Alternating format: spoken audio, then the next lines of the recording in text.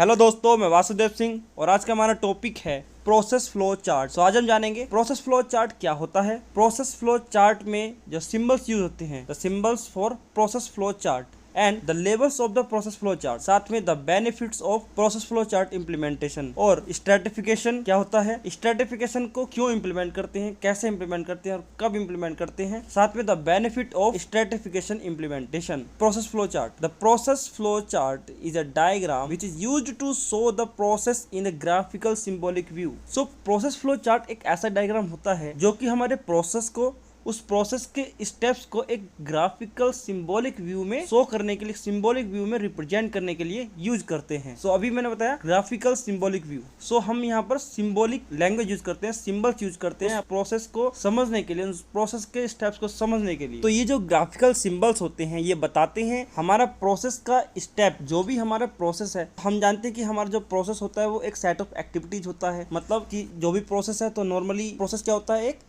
Set of activities होती है, बहुत सारी एक्टिविटीज होती हैं। सो उसका एक ग्रुप होता है। सो उस प्रोसेस में कई सारे स्टेप्स हैं, स्टेप्स एक सीक्वेंस वाइज हैं। सो उन स्टेप्स के नेचर को और उस स्टेप्स के फ्लो को समझने के लिए, उसके सीक्वेंस को समझने के लिए ग्राफिकल सिंबल्स यूज करते हैं। Then it is also known as process flow diagram. इसको प्रोसेस फ्लो डायग्राम के नाम से भी जानते हैं। Then now symbols for process flow chart और the process flow diagram. So ये जो सिंबल्स हैं ये स्टैंडर्ड सिंबल्स हैं। हालांकि अगर आपको कुछ डिफरेंट प्रोसेस के लिए, डिफरेंट फंक्शन के लिए अगर कुछ डिफरेंट सिंबल यूज करना है, सो आप नीचे में अपने जो भी आप प्रोसेस फ्लो डायग्राम अगर कोई ड्रॉ कर रहे हो, देन उसके नीचे में आप आइडेंटिफाई कर सकते हो। और हालांकि आइडेंटिफिकेशन देना ही होता है कि हम कौन सा सिंबल किस फंक्शन के लिए, किस प्रोसेस के लिए यूज कर रहे हैं। सो हर एक प्रोसेस फ्लो डायग्राम में मेंशन करना होता है और ये जरूरी ही होता है। ठीक है। सो ये अभी देख सकते हो आप, इस प्रोसेस के लिए रेक्टेंगल शेप यूज किया गया है। हालांकि जो रेक्टेंगल शेप है आप दूसरे फंक्शन, दूसरे ऑपरेशन के लिए भी, मतलब किसी भी स्टेप के लिए यूज कर सकते हैं। सो इसीलिए आपने किस स्टेप्स के लिए, किस फंक्शन के लिए आपने कौन सा सिंबल यूज किया है या करना है, सो वो आपको आइडेंटिफाई, एक टेबल देनी पड़ेगी एक प्रॉपर आइडेंटिफिकेशन के लिए। सो अभी जैसे इसमें देख सकते हो, मटेरियल हैंडलिंग के लिए सिंबल है, input output, predefined process, preparation, document, alternate process, start and stop, तो दोनों सेम ही सिंबल होते हैं। Okay. Multi document, delay, display, decision making, storage of finished goods, store data, manual operation, storage of raw material, manual input. So अभी यहाँ पर दो symbols और यहाँ पर छूटे हैं, on the page connector and off the page connector. The next one is levels of process flow chart और the process flow diagram. Process flow chart को 3 लेवल्स में सब कैटेगराइज किया गया है, जिसमें फर्स्ट है macro, second mini and third is micro. Then macro level के जो प्रोसेस फ्लो चार्ट होते हैं, प्रोसेस फ्लो डायग्राम होते हैं, उसमें क्या करते हैं कि जो हमारा प्रोसेस होता है उस प्रोसेस के स्टेप्स को इतना डिटेल्ड में एक्सप्लेन नहीं करते, इतना डिटेल्ड में स्टोर नहीं करते हैं। उसके जो मेन स्टेप्स होते हैं उसी को पिक करके देन प्रोसेस फ्लो चार्ट और प्रोसेस फ्लो डायग्राम को ड्रॉ कर लिया जाता है। And second one is mini level. So mini level में क्या करते हैं कि जो मैक्रो लेवल से काफ़ी जो मेन पॉइंट्स होते हैं उतना ही केवल देख के प्रोसेस फ्लो डायग्राम को ड्रॉ कर लिया जाता है। सो मिनी में क्या करते हैं, थोड़ा और डीपली जाते हैं, मतलब पूरा डीपली नहीं जाएंगे, पूरा डिटेल्ड में नहीं जाएंगे, लेकिन थोड़ा और डिटेल में जाते हैं। देन मैक्रो से थोड़ा ज़्यादा डिटेल में जाते हैं, किसमें, mini level of the process flow diagram में। The next one is micro level. So micro means कि अपने जो प्रोसेस फ्लो डायग्राम के जो स्मॉल स्टेप्स है उनको भी हम अपने प्रोसेस फ्लो डायग्राम में इंक्लूड करेंगे। So that is micro level. Then now benefits of process flow chart और the process flow diagram.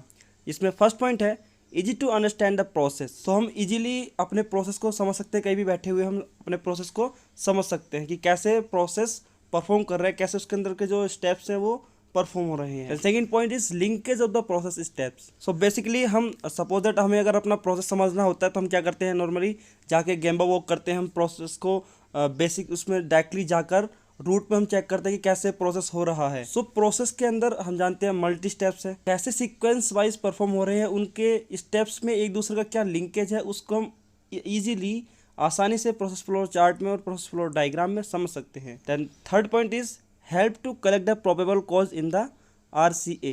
So suppose that अगर हम किसी भी प्रॉब्लम सॉल्विंग मेथोडोलॉजी में वर्क कर रहे हैं, सो उसमें हमें रूट कोज एनालिसिस के लिए प्रोबेबल कॉज को फाइंड आउट करना, सो उसमें ये हेल्प करता है। हम चेक कर सकते हैं अपने प्रोसेस फ्लो डायग्राम के सहायता से कि किस स्टेप्स में कौन से प्रोबेबल कॉज हो सकते हैं जो कि डायरेक्टली और इनडायरेक्टली इम्पैक्ट रखते हैं हमारे जो भी प्रॉब्लम्स आ रही है, जो भी कस्टमर कंप्लेंट्स है, जो भी प्रॉब्लम्स है। Then fourth point is provide a support in the quality planning tool like PFMEA, PPAP, APQP and control plan. ये क्या करता है, जो भी क्वालिटी प्लानिंग टूल्स होते हैं उसमें सपोर्ट प्रोवाइड करता है। क्वालिटी प्लानिंग टूल जैसे PFMEA, process failure modes and effects analysis. Based on the process flow diagram हम इसमें एनालिसिस करते हैं कि कौन कौन से पोटेंशियल फेलियर मोड्स हो सकते हैं, देन उनके इफेक्ट्स क्या हो सकते हैं। ऐसे ही अगर कुछ इफेक्ट्स अगर हैं तो फिर कंट्रोल प्लान वहाँ पर रेडी करते हैं। सो ये जो क्वालिटी प्लानिंग टूल होते हैं उसमें सपोर्ट करता है कौन, प्रोसेस फ्लो चार्ट और the process flow diagram. Then stratification. So process flow diagram one of the most important tool होता है 7QC टूल्स में, लेकिन समटाइम्स क्या कर दिया जाता है, स्ट्रेटिफिकेशन से रिप्लेस कर दिया जाता है प्रोसेस फ्लो डायग्राम को। अभी हम समझते हैं stratification. Stratification can be defined as an act of sorting data into the distinct groups और द लेयर्स। सो स्ट्रेटिफिकेशन एक एक्शन होता है, हम जो भी डेटा कलेक्ट करते हैं एनालिसिस में या फिर अपने प्रोसेस से, सो उस डेटा को कुछ डिस्टिंक्ट ग्रुप्स में, मतलब कुछ अलग अलग ग्रुप्स में या फिर लेयर्स में सॉर्ट आउट कर देना, उसको बोलते हैं stratification. This tool is used in the data analysis technique when we have the combination of set of data. So ये टूल जो होता है वो एनालिसिस टेक्निक में यूज करते हैं इसको, जब हमारे पास डेटा का एक सेट ऑफ कॉम्बिनेशन होता है, एक कॉम्बिनेशन फॉर्म में होता है, एक लंप फॉर्म में होता है। सो उस डेटा को सेपरेट आउट करने के लिए, अलग अलग करने के लिए हम इस टेक्निक को यूज़ करते हैं, जब हम अपने डेटा को इजीली देख ना सकते हों, इजीली हम उसको यूटिलाइज नहीं कर सकते हों। So as an example, suppose that आपको शॉर्ट फील्ड से रिलेटेड अपनी ऑर्गेनाइजेशन में डेटा कलेक्ट करना है। सो आप क्या करेंगे, पहले स्ट्रेटिफिकेशन के थ्रू अब देखोगे कि हमें किस हिसाब से डेटा को कलेक्ट करना है। सो शॉर्ट फील्ड हमारे पास बहुत सारी मशीनें होंगी, इंजेक्शन मोल्डिंग हो सकती है या फिर कोई भी और भी मैन्युफैक्चरिंग टेक्निक्स हो सकती है। साथ में एक ही मशीन नहीं होगी, बहुत सारी मशीन होंगी, जोन भी हो सकते हैं। शिफ्ट में भी हमारा जो प्रोडक्शन चलता है, मैन्युफैक्चरिंग लाइन चलती है, तो शिफ्ट भी चलती है। सो उसको अकॉर्डिंग हम डेटा का सॉर्ट आउट कर सकते हैं, स्ट्रेटिफिकेशन कर सकते हैं कि वो जो शॉर्ट फील्ड है as per product, as per shift, as per machine, as per zone and as per day, weekly, quarterly, half yearly, yearly. So हम ऐसे करके अपने डेटा का स्ट्रेटिफिकेशन कर सकते हैं। Now the benefits of stratification, जिसमें फर्स्ट पॉइंट है रिड्यूस द एनालिसिस वेरिएशन। सो जब हमारे पास जो डेटा है एक राइट फॉर्म में आएगा, एज पर शिफ्ट या फिर एज पर स्ट्रेटिफाइड जोन और लेयर वाइज आएगा, तो जो वेरिएशन है उसका एनालिसिस एक राइट वे में होगा। सो उससे एक एनालिसिस का वेरिएशन रिड्यूस होगा। Then second point is easy to presentation. So हम अपने डेटा को इजीली रिप्रेजेंट कर सकते हैं और एक राइट वे में प्रेजेंट कर सकते हैं। Then third point is enhance the integrity of the analysed result. So जो हमारा एनालाइज्ड रिजल्ट है उसकी इंटीग्रिटी को इंक्रीज करेगा, एनहेंस करेगा। जो भी एनालाइज्ड रिजल्ट रहेगा उसकी सत्यता को